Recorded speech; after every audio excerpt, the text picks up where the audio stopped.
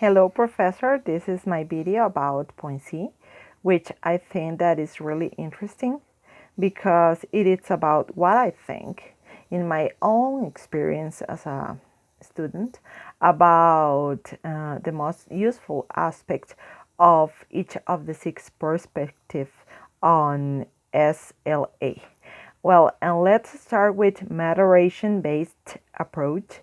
It is mainly proposes that all human beings have a natural ability for a natural acquisition of language. There are a lot of theory about it. For example, Krushen and the input hypothesis that give us a clear idea about this perspective. But also there are so many experts that not agree with Krushen.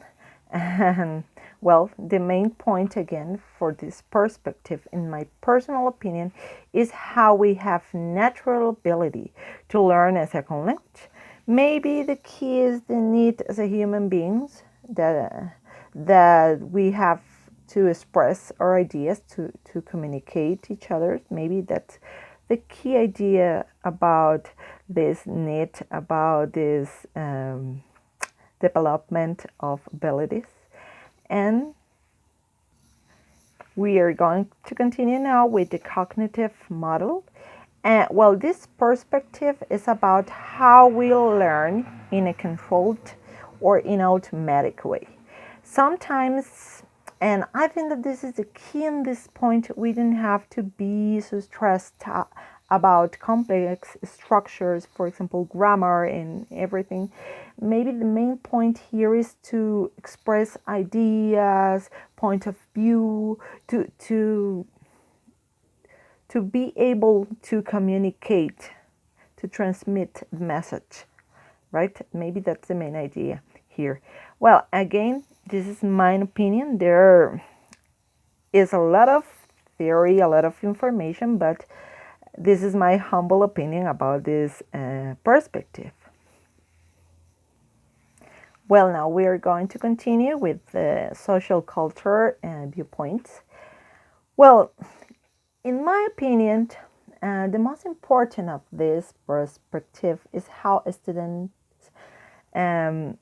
need interaction and help when they are learning a new language. And also how teachers play an important role because they have to create the appropriate space for interaction and at the same time stimulate communication. They have to motivate them.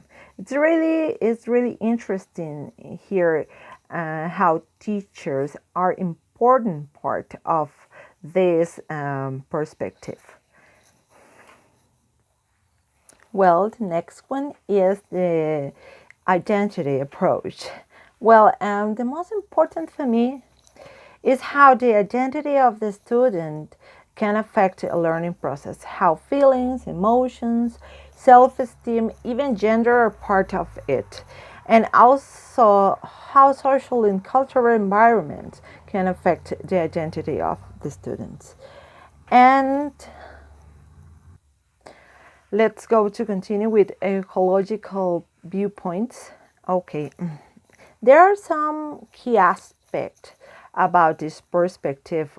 Well, the first one is how communication is part of the adaptation and how all the interactions, feelings, etc. are part of the learning process.